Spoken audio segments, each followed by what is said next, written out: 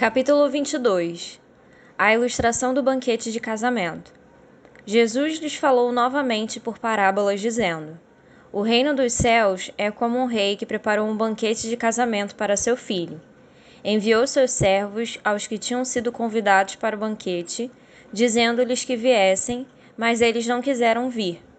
De novo enviou outros servos e disse: Digam aos que foram convidados que preparei meu banquete.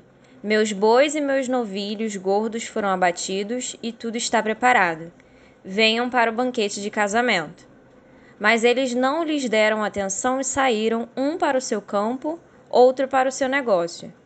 Os restantes, agarrando os servos, maltrataram-nos e os mataram. O rei ficou irado e, enviando seu exército, destruiu aqueles assassinos e queimou a cidade deles. Então disse a seus servos: O banquete de casamento está pronto, mas os meus convidados não eram dignos. Vão às esquinas e convidem para o banquete todos os que vocês encontrarem. Então os servos saíram para as ruas e reuniram todas as pessoas que puderam encontrar, gente boa e gente má, e a sala do banquete de casamento ficou cheia de convidados. Mas, quando o rei entrou para ver os convidados, notou ali um homem que não estava usando veste nupcial. E lhe perguntou: Amigo, como você entrou aqui sem veste nupcial? O homem emudeceu. Então o rei disse aos que serviam: Amarrem-lhe as mãos e os pés e lancem-no para fora nas trevas. Ali haverá choro e ranger de dentes. Pois muitos são chamados, mas poucos são escolhidos. Pagar impostos a César? Então os fariseus saíram e começaram a planejar um meio de enredá-lo em suas próprias palavras.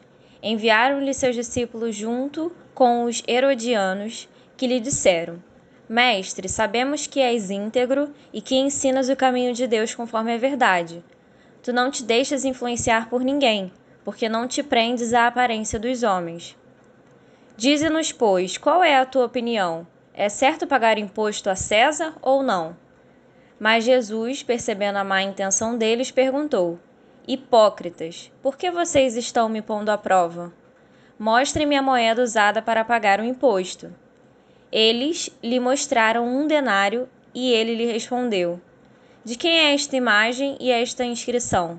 De César, responderam eles. E ele lhes disse: Então, deem a César o que é de César e a Deus o que é de Deus. Ao ouvirem isso, eles ficaram admirados e, deixando-o, retiraram-se. Casamento e a ressurreição. Naquele mesmo dia, os saduceus, que dizem que não há ressurreição, aproximaram-se dele com a seguinte questão: Mestre, Moisés disse que se um homem morrer sem deixar filhos, seu irmão deverá casar-se com a viúva e dar-lhe descendência. Entre nós havia 7 irmãos. O primeiro casou-se e morreu. Como não teve filhos, deixou a mulher para seu irmão. A mesma coisa aconteceu com o segundo, com o terceiro até o 7º. Finalmente, depois de todos, morreu a mulher. Pois bem, na ressurreição, de qual dos 7 ela será esposa, visto que todos foram casados com ela? Jesus respondeu: Vocês estão enganados porque não conhecem as Escrituras nem o poder de Deus. Na ressurreição, as pessoas não se casam nem são dadas em casamento, mas são como os anjos no céu. E quanto à ressurreição dos mortos, vocês não leram o que Deus disse: Eu sou o Deus de Abraão, o Deus de Isaque e o Deus de Jacó. Ele não é o Deus de mortos, mas de vivos. Ouvindo isso, a multidão ficou admirada com o seu ensino. O maior mandamento. Ao ouvirem dizer que Jesus havia deixado os saduceus sem resposta, os fariseus se reuniram. Um deles, perito na lei, o pôs à prova com esta pergunta: Mestre, qual é o maior mandamento da lei? Respondeu Jesus: Ame o Senhor, o seu Deus, de todo o seu coração, de toda a sua alma e de todo o seu entendimento. Este é o primeiro e maior mandamento. E o segundo é semelhante a ele: ame o seu próximo como a si mesmo. Destes 2 mandamentos dependem toda a lei e os profetas. O Messias é o filho de quem? Estando os fariseus reunidos, Jesus lhes perguntou: O que vocês pensam a respeito do Cristo? De quem ele é filho? É filho de Davi, responderam eles. Ele lhes disse: Então, como é que Davi, falando pelo Espírito, o chama Senhor? Pois ele afirma: O Senhor disse ao meu Senhor: Senta-te à minha direita, até que eu ponha os teus inimigos debaixo de teus pés. Se, pois, Davi o chama Senhor, como pode ser ele seu filho? Ninguém conseguia responder-lhe uma palavra, e daquele dia em diante, ninguém jamais se atreveu a lhe fazer perguntas. Capítulo 23. 7 Ais. Então Jesus disse à multidão e aos seus discípulos: Os mestres da lei e os fariseus se assentam na cadeira de Moisés. Obedeçam-lhes e façam tudo o que eles dizem a vocês, mas não façam o que eles fazem, pois não praticam o que pregam. Eles atam fardos pesados e os colocam sobre os ombros dos homens, mas eles mesmos não estão dispostos a levantar um só dedo para movê-los. Tudo o que fazem é para serem vistos pelos homens. Eles fazem seus filactérios bem largos e as franjas de suas vestes bem longas. Gostam do lugar de honra nos basquetes e dos assentos mais importantes nas sinagogas, de serem saudados nas graças e de serem chamados mestres. Mas vocês não devem ser chamados mestres. Um só é o mestre de vocês e todos vocês são irmãos. A ninguém na terra chamem pai, porque vocês só têm um pai, aquele que está nos céus. Tampouco vocês devem ser chamados chefes. Portanto, vocês têm um só chefe, o Cristo. O maior entre vocês deverá ser servo. Pois todo aquele que a si mesmo se exaltar será humilhado, e todo aquele que a si mesmo se humilhar será exaltado. Ai de vocês, mestres da lei e fariseus hipócritas! Vocês fecham o reino dos céus diante dos homens. Vocês mesmos não entram, nem deixam entrar aqueles que gostariam de fazê-lo. Ai de vocês, mestres da lei e fariseus hipócritas! Vocês devoram as casas das viúvas e, para disfarçar, fazem longas orações. Por isso, serão castigados mais severamente. Ai de vocês, mestres da lei e fariseus hipócritas! Porque percorrem terra e mar para fazer um convertido, e quando consegue, vocês o tornam 2 vezes mais filho do inferno do que vocês. Ai de vocês, guias cegos, pois dizem: se alguém jurar pelo santuário, isto nada significa, mas se alguém jurar pelo ouro do santuário, está obrigado por seu juramento. Cegos insensatos! Que é mais importante, o ouro ou o santuário que santifica o ouro? Vocês também dizem: se alguém jurar pelo altar, isto nada significa, mas se alguém jurar pela oferta que está sobre ele, está obrigado por seu juramento. Cegos! Que é mais importante, a oferta ou o altar que santifica a oferta? Portanto, aquele que jurar pelo altar, jura por ele e por tudo que ele está sobre ele. E o que jurar pelo santuário, jura por ele e por aquele que nele habita. E aquele que jurar pelos céus, jura pelo trono de Deus e por aquele que nele se assenta. Ai de vocês, mestres da lei e fariseus hipócritas! Vocês dão o dízimo da hortelã, do endro e do cominho, mas têm negligenciado os preceitos mais importantes da lei: a justiça, a misericórdia e a fidelidade. Vocês devem praticar estas coisas sem omitir aquelas. Guias cegos! Vocês coam um mosquito e engolem um camelo. Ai de vocês, mestres da lei e fariseus hipócritas!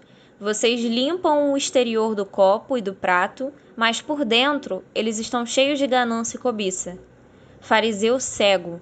Limpe primeiro o interior do copo e do prato, para que o exterior também fique limpo. Ai de vocês, mestres da lei e fariseus hipócritas! Vocês são como sepulcros caiados, bonitos por fora, mas por dentro estão cheios de ossos e de todo tipo de imundície. Assim são vocês. Por fora parecem justos ao povo, mas por dentro estão cheios de hipocrisia e maldade. Ai de vocês, mestres da lei e fariseus hipócritas!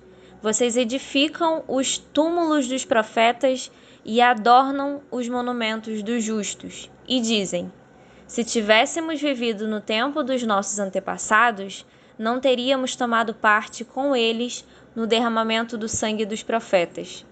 Assim, testemunham contra vocês mesmos que são descendentes dos que assassinaram os profetas. Acabem, pois, de encher a medida do pecado dos seus antepassados. Serpentes, raça de víboras, como vocês escaparão da condenação ao inferno? Por isso, eu estou enviando profetas sábios e mestres. A uns vocês matarão e crucificarão, a outros açoitarão nas sinagogas de vocês e perseguirão de cidade em cidade. E assim, sobre vocês recairá todo o sangue justo derramado na terra, desde o sangue do justo Abel até o sangue de Zacarias, filho de Baraquias, a quem vocês assassinaram entre o santuário e o altar. Eu asseguro que tudo isso sobrevirá a esta geração. Jerusalém, Jerusalém, você que mata os profetas e apedrejam os que são enviados a vocês. Quantas vezes eu quis reunir os seus filhos, como a galinha reúne os seus pintinhos debaixo das suas asas, mas vocês não quiseram. Eis que a casa de vocês ficará deserta, pois eu digo que vocês não me verão mais até que digam: bendito é o que vem em nome do Senhor. Capítulo 24. Sinais do fim. Jesus saiu do templo e, enquanto caminhava, seus discípulos aproximaram-se dele para lhe mostrar as construções do templo. Vocês estão vendo tudo isso? Perguntou ele. Eu garanto que não ficará aqui pedra sobre pedra, serão todas derrubadas.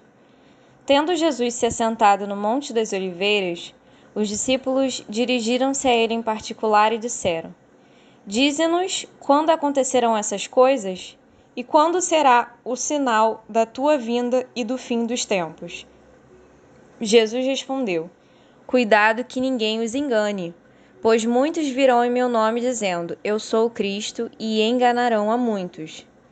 Vocês ouvirão falar de guerras e rumores de guerras, mas não tenham medo. É necessário que tais coisas aconteçam, mas ainda não é o fim. Nação se levantará contra nação e reino contra reino. Haverá fomes e terremotos em vários lugares. Tudo isso será o início das dores.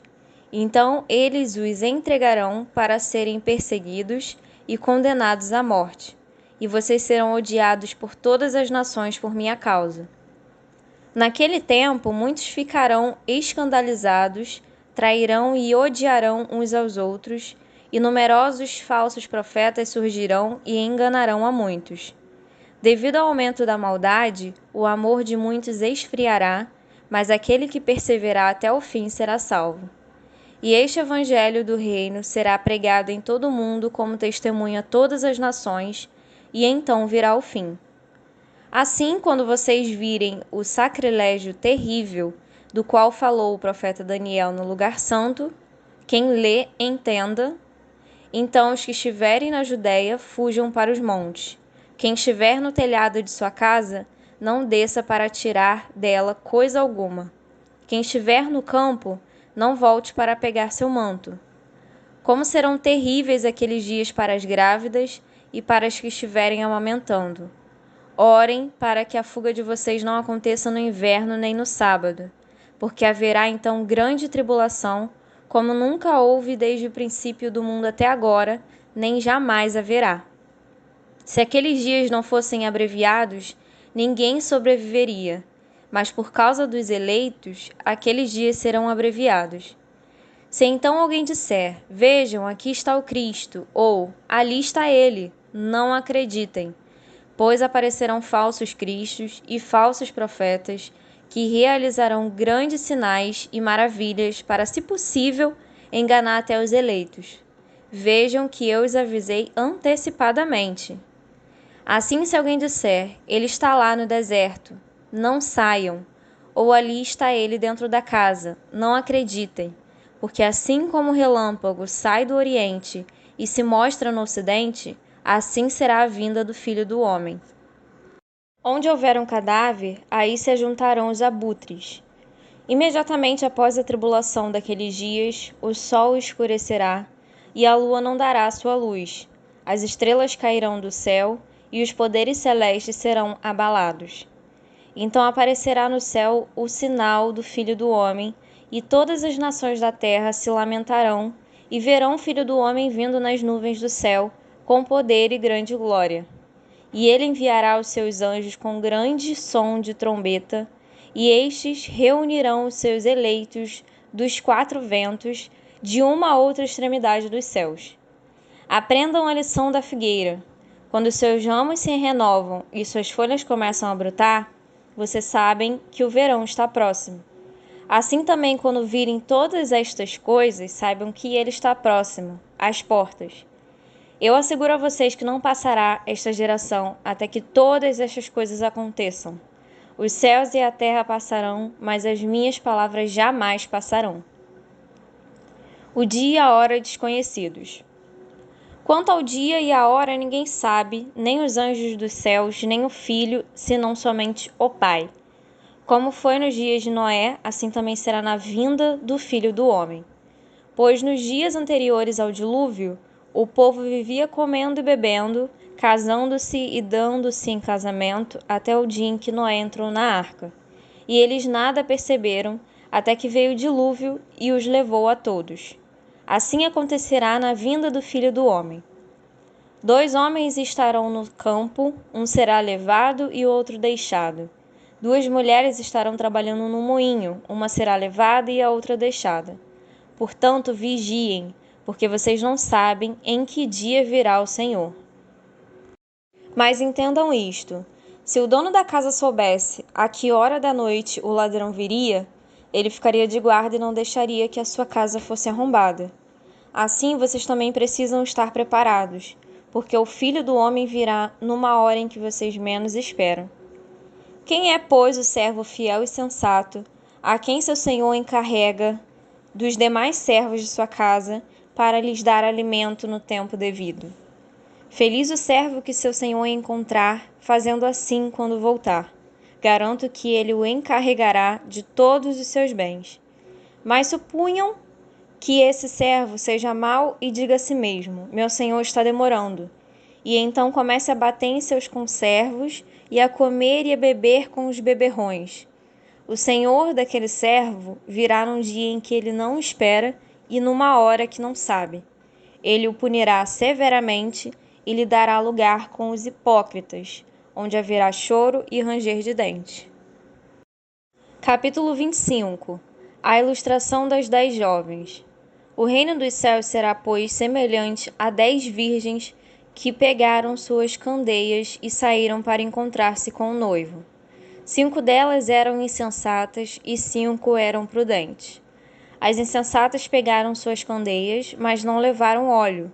As prudentes, porém, levaram óleo em vasilhas junto com suas candeias. O noivo demorou a chegar e todas ficaram com sono e adormeceram. À meia-noite ouviu-se um grito: o noivo se aproxima, saiam para encontrá-lo. Então todas as virgens acordaram e prepararam suas candeias. As insensatas disseram às prudentes: deem-nos um pouco do seu óleo, pois as nossas candeias estão se apagando. Elas responderam: não, pois pode ser que não haja o suficiente para nós e para vocês. Vão comprar óleo para vocês. E saindo elas para comprar o óleo, chegou o noivo. As virgens que estavam preparadas entraram com ele para o banquete nupcial e a porta foi fechada. Mais tarde vieram também as outras e disseram: Senhor, Senhor, abra a porta para nós. Mas ele respondeu: a verdade é que não as conheço. Portanto, vigiem, porque vocês não sabem o dia nem a hora. A parábola do dinheiro investido. E também será como o homem que, ao sair de viagem, chamou seus servos e confiou-lhes os seus bens. A um deu 5 talentos, a outro 2 e a outro 1, a cada um de acordo com a sua capacidade. Em seguida partiu de viagem. O que havia recebido 5 talentos saiu imediatamente, aplicou-os e ganhou mais 5. Também o que tinha 2 talentos ganhou mais 2.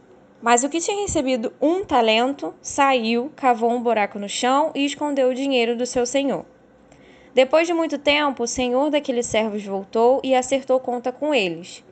O que tinha recebido 5 talentos trouxe os outros 5 e disse: O senhor me confiou 5 talentos. Veja, eu ganhei mais 5.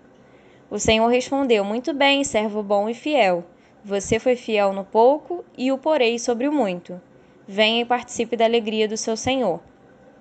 Veio também o que tinha recebido 2 talentos e disse: O senhor me confiou 2 talentos. Veja, eu ganhei mais 2. O senhor respondeu: Muito bem, servo bom e fiel. Você foi fiel no pouco, eu o porei sobre muito. Venha e participe da alegria do seu senhor. Por fim veio o que tinha recebido 1 talento e disse: Eu sabia que o senhor é um homem severo, que colhe onde não plantou e junta onde não semeou. Por isso tive medo, saí e escondi o seu talento no chão. Veja, aqui está o que pertence ao senhor. O senhor respondeu: Servo mau e negligente. Você sabia que eu colho onde não plantei e junto onde não semeei? Então você devia ter confiado meu dinheiro aos banqueiros, para que quando eu voltasse, o recebesse de volta com juros. Tirem o talento dele e entreguem-no ao que tem 10. Pois a quem tem mais será dado e terá em grande quantidade, mas a quem não tem, até o que tem lhe será tirado. E lancem fora o servo inútil nas trevas, onde haverá choro e ranger de dentes. As ovelhas e as cabras. Quando o Filho do Homem vier em sua glória, com todos os anjos, ele assentará em seu trono na glória celestial. Todas as nações serão reunidas diante dele, e ele separará umas das outras, como o pastor separa as ovelhas dos bodes, e colocará as ovelhas à sua direita e os bodes à sua esquerda. Então o rei dirá aos que estiverem à sua direita: Venham, benditos de meu Pai, recebam como herança o reino que foi preparado para vocês desde a criação do mundo.